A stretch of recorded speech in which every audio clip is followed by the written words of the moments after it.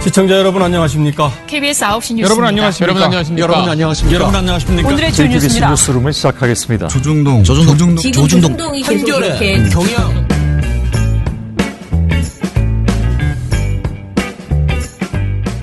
민원연의 미디어 탈곡기 666화를 시작하겠습니다. 예, 안녕하세요. 저는 언론 권력을 감시하는 시민단체 민주언론시민연합에서 사무처장으로 일하는 김원경입니다. 신문모니터 활동가 공시영입니다. 윤영일입니다. 예, 요즘 정말 시영씨하고 같이 방송을 많이 하네요. 네. 그죠? 심지어 저희 같은 날에 녹음을 하는데 네, 여러분은 이틀 걸러 하루 걸러 듣게 되시겠지만 네. 저는 불과 1시간 전 일입니다. 네, 네. 녹음하고 밥 먹고 또 녹음하고 저희가 월요일에 녹음을 하고 있어가지고 네네. 자, 미디어 스크랩 하나 하고 오늘은 좀 중요한 내용이니까 좀 길게 본론으로 들어갈게요. 미디어 스크랩은 우리가 오늘 신문 모니터니까 신문 이야기를 하려고 하는데요. 신문 이야기라고 하긴 좀 그렇다. 그죠? 조선일보의 그 일가, 방씨 일가 관련된 보도입니다. 미디어 오늘 보도인데요. 자신의 어머니를 강제로 사설 구급차에 태우려고 한 혐의, 이걸 강요죄라고 하네. 그러니까 인정돼서 1심에서 징역형을 받은 방용훈 코리아나호텔 사장의 자녀들이 항소심에서도 징역형의 집행유예를 선고받았다고 합니다. 방용훈 사장은 방상훈 조선일보 사장의 동생입니다.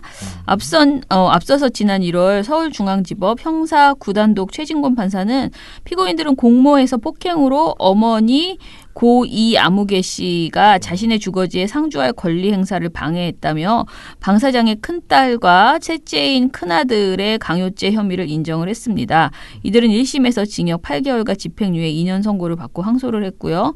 항소심인 서울중앙지법 형사 항소 1부는 피고인들의 양형이 부당하다며 항소한 사건에 대해서 피고인들은 원심에서의 법률적 주장을 처리하고 반성의 뜻을 보였지만 양형 조건에 변화가 있다고 볼 수 없다라고 밝혔습니다. 이 사건으로 고인이 된 어머니와 어머니 형제들이 입었을 정신적 상처가 크다. 이에 비춰봐도 죄가 무겁다. 피고인들은 허위 과장 보도가 퍼지면서 정신적 고통을 입었고 언론 취재로 친상이 노출되는 것을 우려하고 있지만 그러한 사정이 이 사건 행위 책임을 경감하거나 면제 사유가 될 수 없다. 피고인들의 항소를 기각한다라고 밝혔습니다.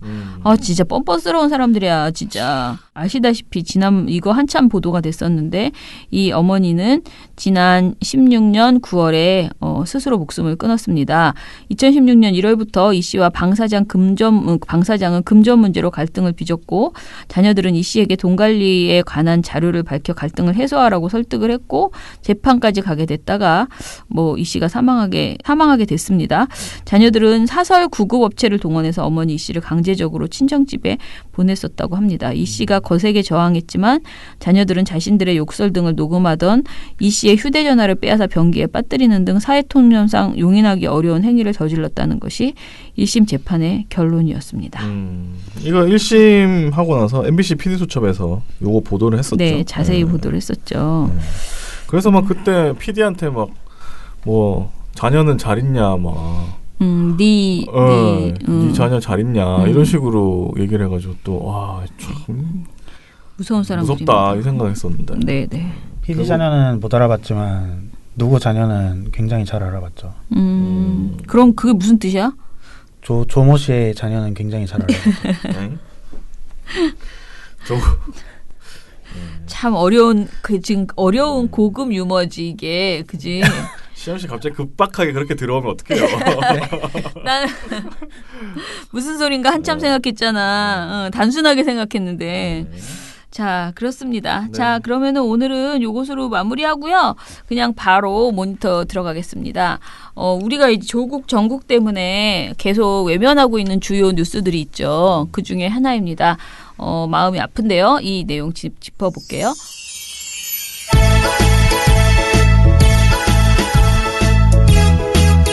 민원연 신문 모니터. 무법자 특집.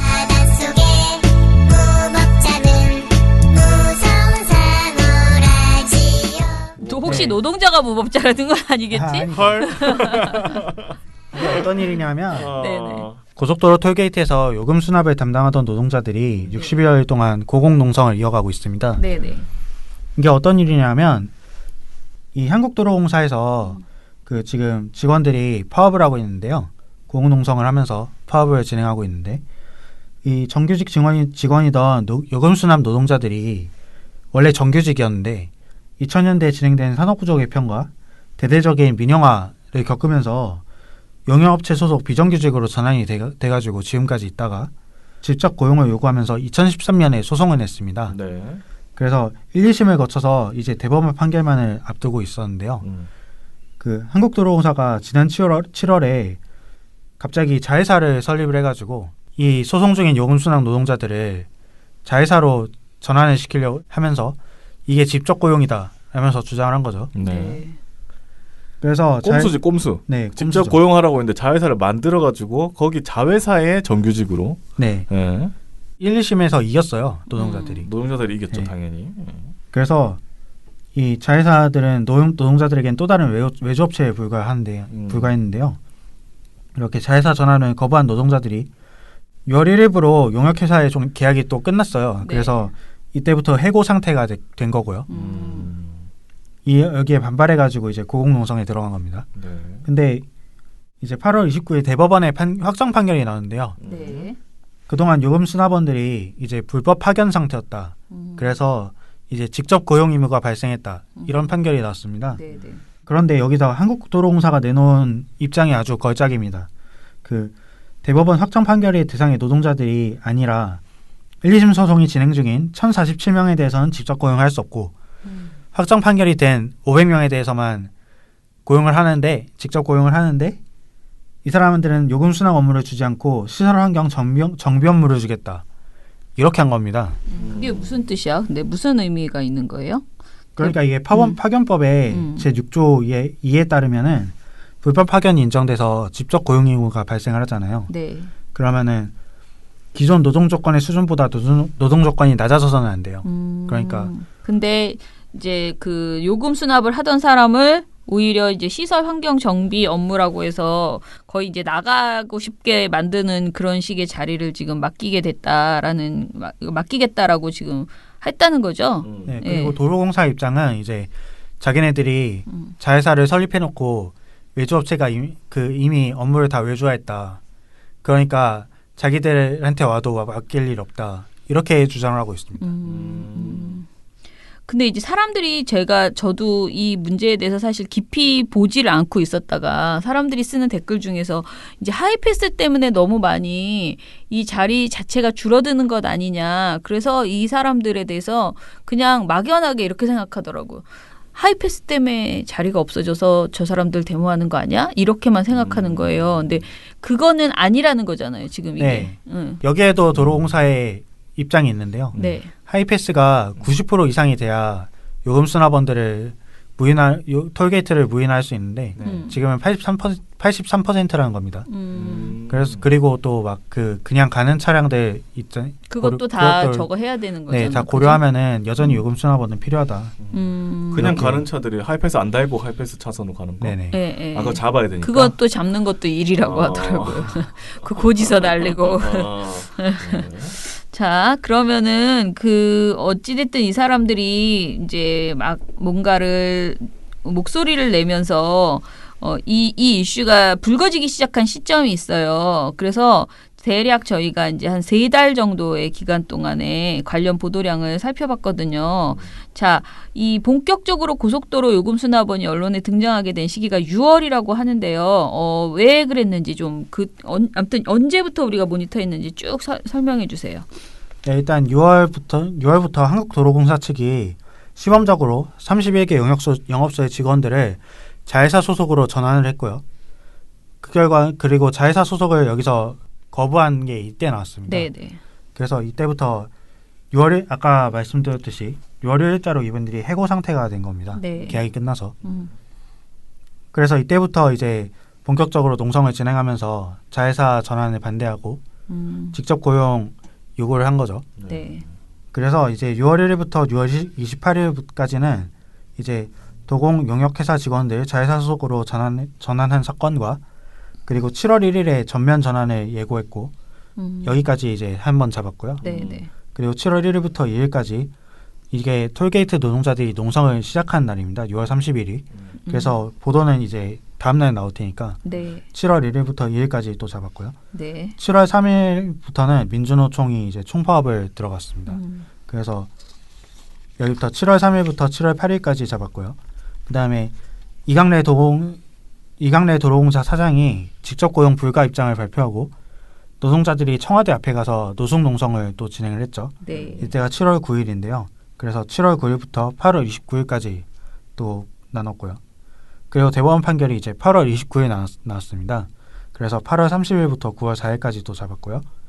그다음에 도로공사가 이제 또 아까 또 말씀드렸듯이 직접 고용을 하기로 결정을 했지만 순업 업무를 맡기지 않겠다고 선언한 게 9월 9일입니다. 그래서 9월 10일부터 9월 18일까지 기간을 나눠봤습니다. 이렇게 해서 대략 2개월 반 정도 모니터를 했는데요. 근데 이제 또 제가 미리 한번 여쭤보고 싶은 게 지금 이제 이 사장에 대해서 굉장히 비판을 하잖아요. 이강래 네. 사장이 이제 문재인 정부가 임명한 사장이고, 그리고 이제 더더욱이 노동 관련돼서 나름대로 이제 뭐 그랬던 분이라고 얘기를 네. 하는데, 그런 사람이 왜 이런 정책을 지금 이렇게 강도 높게 펴 나가고 있는가에 대해서 비판하는 목소리, 그리고 이 사장을 해임해달라라는 그런 뭐 청원 막 이런 것까지 지금 돌고 있어요. 많은 분들이 이 사안에 이제 관심 가지고 있는 분들이 안타깝게 생각하고 있거든요. 근데 좀 더 강하게 얘기하는 거는 이 사람들은 지금 이제 자회사라는 한국도로공사 서비스를 출범을 시켜서 이게 곧 우리 도공이나 마찬가지다라고 하는데 사실 이거는 말장난이잖아요. 네. 그러니까 근데 그거를 사람들이 그래도 이름이 도로공사 서비스니까 그렇죠. 굉장히 그럴싸하게 생각하는 사람들도 있는 거야. 그 도로공사의 정직원이 되는 거랑 똑같은 거 아니야? 도로공사 서비스의 직원이 되면 이렇게 여기 이제 이 도로공사 서비스에 들어갈 때는 정직원으로 들어가는 거 맞아요?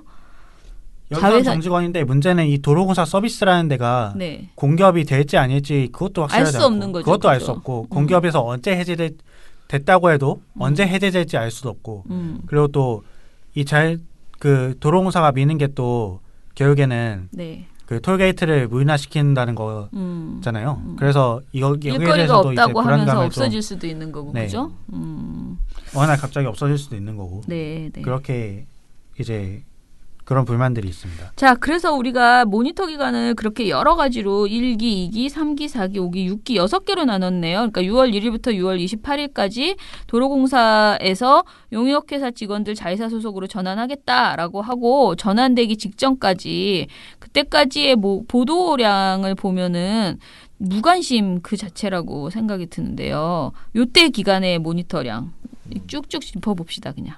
2.5개월 동안 전체적으로 봤을 때는 네. 경향신문이 34건으로 가장 많았고요. 그 다음이 한겨레로 28건, 조선일보가 19건 보도했습니다. 그리고 서울경제, 한국경제가 각각 11건씩 했고요.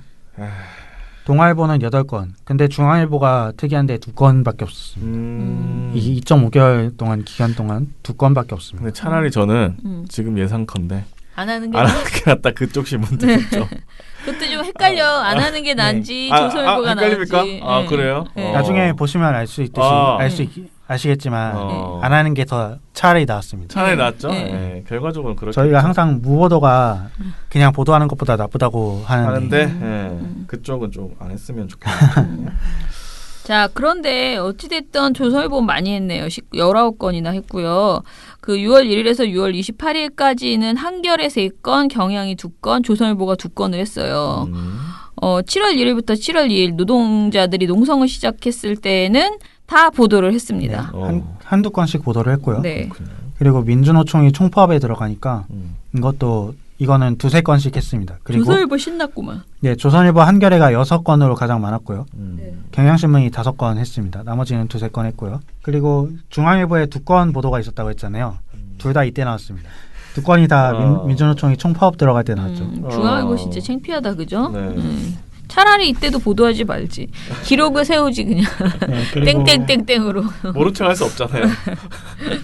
기회다 이럴 것 네. 같은데. 네, 그리고 사건이 진행이 되던 7월부터 8월까지는 경향신문이 16건을 가장 많이 했고요. 그 다음이 한겨레로 8건, 그리고 조선일보가 6건 했고요.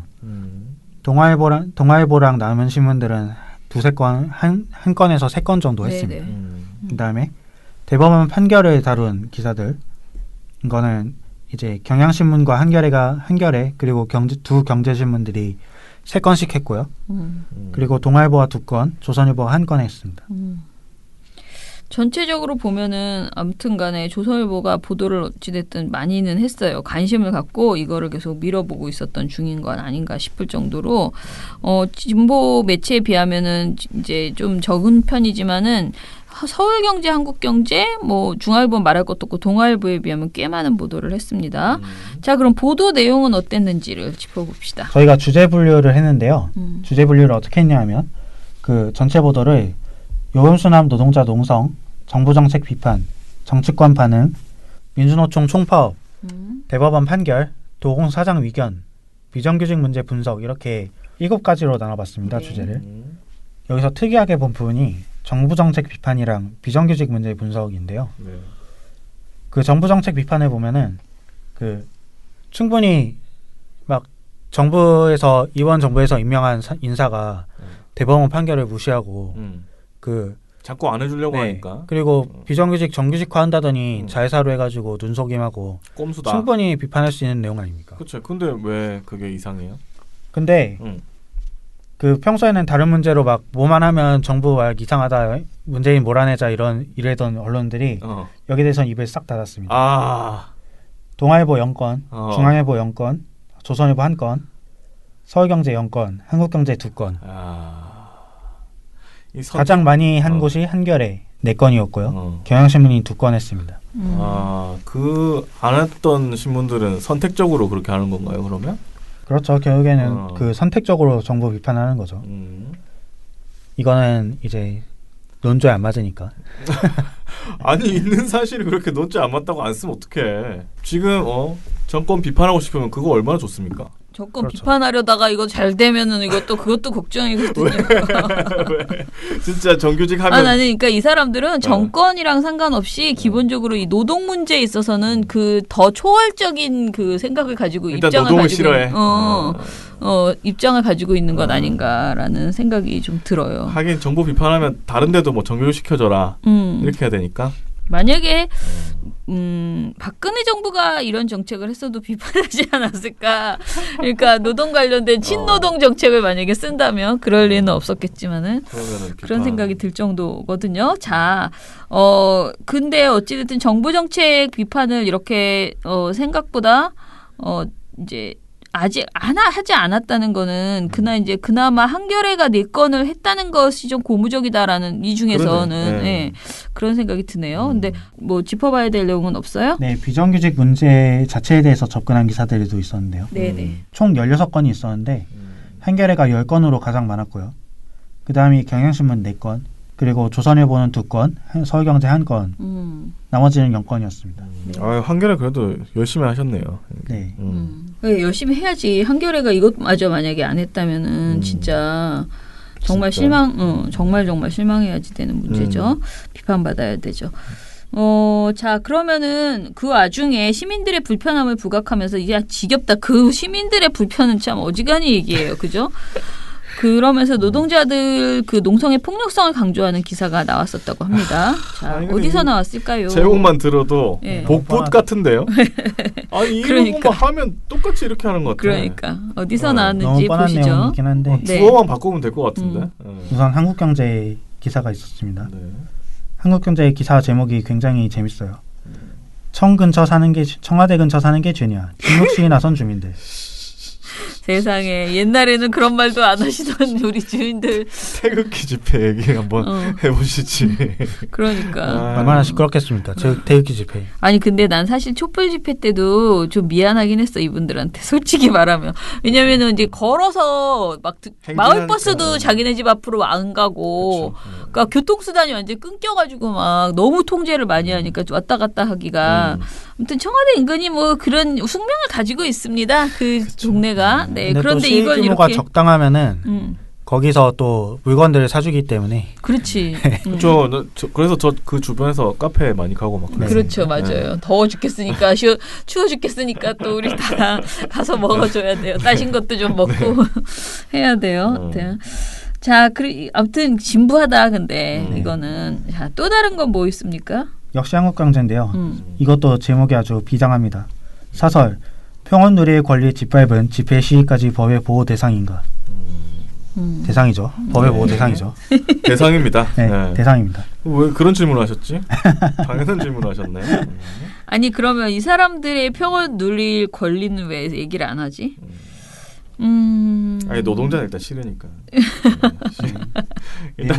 내용을 보면은 네. 집회 현장의 살벌한 풍경은 민주주의를 누릴 자격을 돌아보게 한다라고 합니다. 어머 그건 너무 심한 말이다. 야. 그러면은 지금 집회하는 사람은 민주주의를 누릴 자격이 없다는 거예요? 이건 태극기 집회도 포함되는 건가요? 아니 거기에 대해서는 뭐 한마디 한 적이나 있나? 평화를 누리셔야지. 그 사람들 다 민주주의를 누리셔야지. 사실 거기가 제일 시끄러워요. 나 진짜 거긴 집회 진짜 때 시끄러워요, 너무 진짜. 힘들었어 진짜 스트레스. 소리를 정말. 얼마나 어떻게 이걸 이 전쟁을 어떻게 끝내나 그런 고민이 들 정도였어요 진짜. 이게 집회가 있을 때마다 그렇게 맞불 집회를 하시면 어떻게 해야 되겠다는 거냐 이러면서. 큰일인데. 자 우리 자꾸 딴소리로 빠지는데요. 네. 화가 나서 제가 죄송합니다. 네. 그만큼 황당한 내용이었고요. 네. 조선일보는 또 9월 10일쯤에 이제 그 톨게이트 수납원들이 도로공사 본사를 점거하고 시위를 했는데요. 이때 경찰들이 연행을 하려고 하자 막 그 도로공사 직원들이 상의를 탈의하고 이렇게 연좌를 해가지고 맞아. 연행돼가는 걸 막은 사건이 있었습니다. 그거를 보도한 조선일보의 기사가 그 사진 기사가 몸에 손대지 마 톨게이트 수납원 도공 본사서 속옷 시위 이 속옷 시위라고 붙이는 게 조선일보밖에 없었고요. 그리고 또 톨게이트 수납원 전원 직접 고용하라 민노총 노조원들 도로공사 본사 난입에서도 이 과정에서 노조원들은 1층 로비에서 화분을 깨고 건물 안쪽으로 진입하기 위해 로비 프런트 책상 위를 밟고 지나가는 등 시설물을 파손했다 라고 썼습니다. 근데 로비 프런트 밟고 지나가는데 뭐가 파손이 되나요? 뭐가 됐다고는 안 했잖아요. 뭐가 파손됐다고 얘기 안 했잖아요.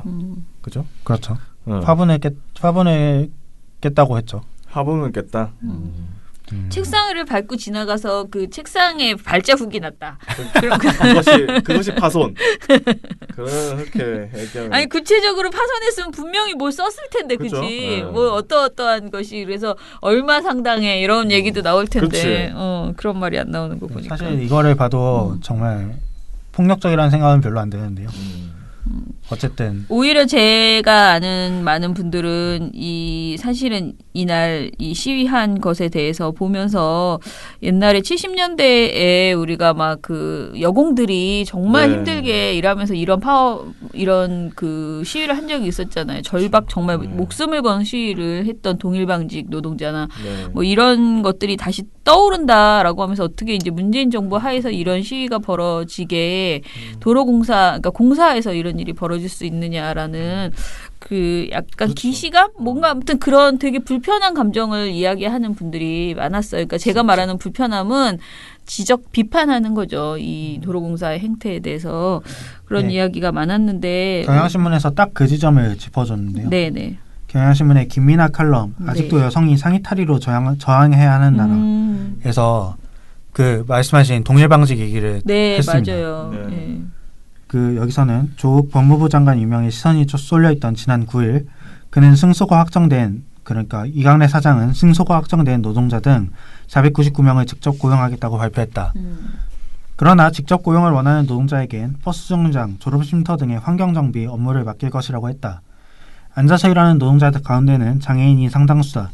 이들에게 조경 청소 업무를 하라는 건 직접 고용을 포기하란 말이나 매한가지다 라고 썼습니다. 그렇구나. 그 장애인이 있다는 건 저는 또 몰랐네요. 그러게요. 그러면 진짜 이거는 들어오지 말란 소리네. 그러니까 노동 복직이라는 의미가 그러니까 이게 거의 의미가 없네요. 그렇죠. 자, 아무튼 되게 울컥하는 장면이었어요. 이 사진 이게 조선일보는 아기를 가지고 보도했는지 모르지만은 많은 사람한테 가슴이 되게 메어지게 하는 그런 내용이었습니다. 자, 그러면은 한겨레 지금 경향신문이 그런 보도를 했고 한겨레는 그런 뭐 감동적인 건 별로 없나 봐요. 지금 보니까 서울경제 그리고 서울경제 보도가 문제가 있다라고 지적을 해놨네요. 서울경제는 어떤 문제점이 있었어요? 이게 그 대법원 판결에 도로공사 입장만 나열한 언론들을 짚은 건데요. 아 네. 그래요? 네, 아니 대법원 판결은 노동자가 이긴 거잖아. 그렇죠. 노동자가 이겼는데 네. 근데 이상하게 언론에는 도로공사 입장만 보도가 뭐야 됐습니다. 이게? 그래서 이때 나온 기사들을 보면 서울경제 수납원 직접 고용 잔고 들어간 도로공에서 한국도로공사가 톨게이트 요금 수납원을 직접 고용하라는 대법원 판결에 대한 후속 조치를 놓고 고심을 거듭하고 있다.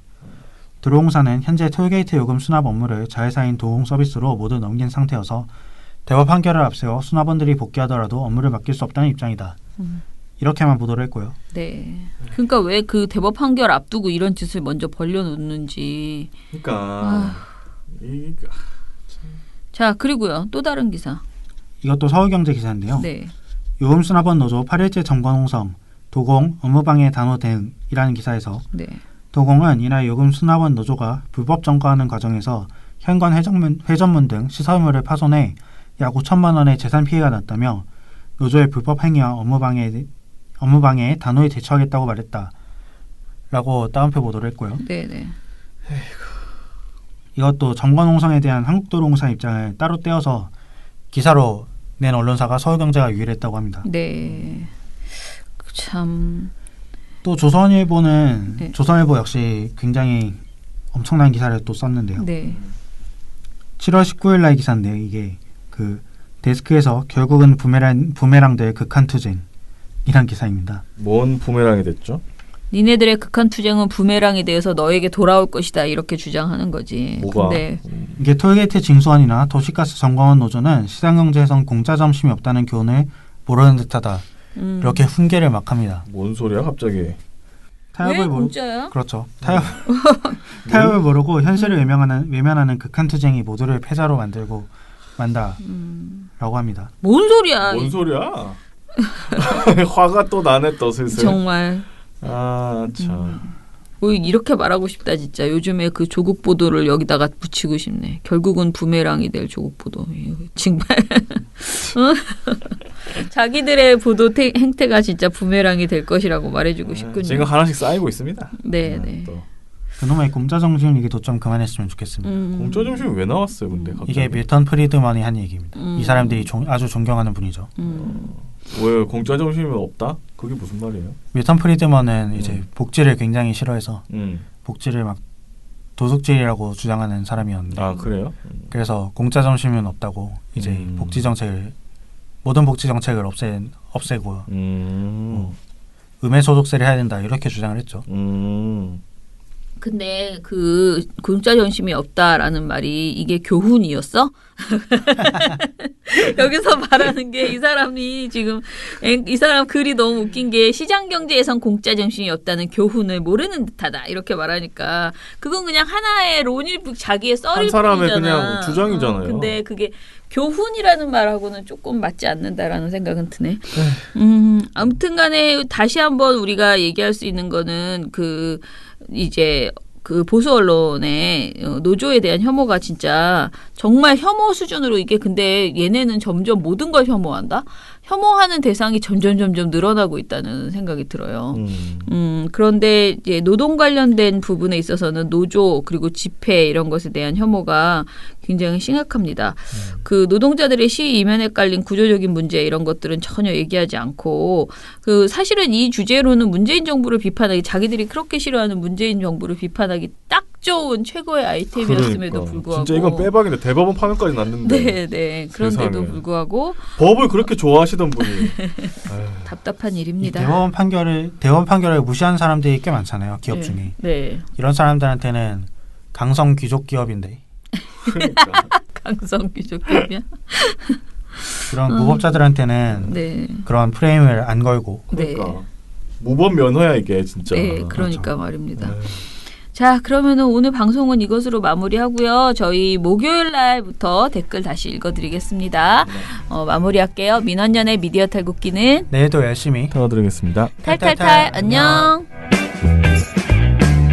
네, 오늘 뉴스데스크 마치겠습니다. 청년에게 시청해주신 꿈과 희망을 여러분 채널 A가 고맙습니다. 함께합니다. KBS 시청해주셔서 9 뉴스 오늘 순서 모두 마치겠습니다. SBS는 앞으로도 내일 끝까지 뵙겠습니다. 파헤치겠습니다. 고맙습니다. 오늘 8시 뉴스라인 모두 뉴스 마치겠습니다. 여기서 마치겠습니다. 시청해주셔서 고맙습니다. 뉴스팔 여기서 마치겠습니다. 저희들은 내일도 함께해 주시고. 최선을 다하겠습니다. 여러분 고맙습니다. 탈탈탈 안녕.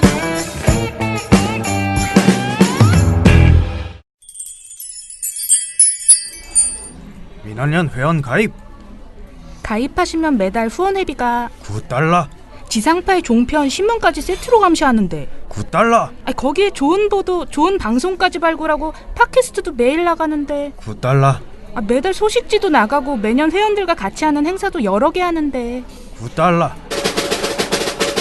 그럼 10,000원으로 하시죠. 오케이 땡큐 민원연 회원 언론 감시를 매달 10,000원으로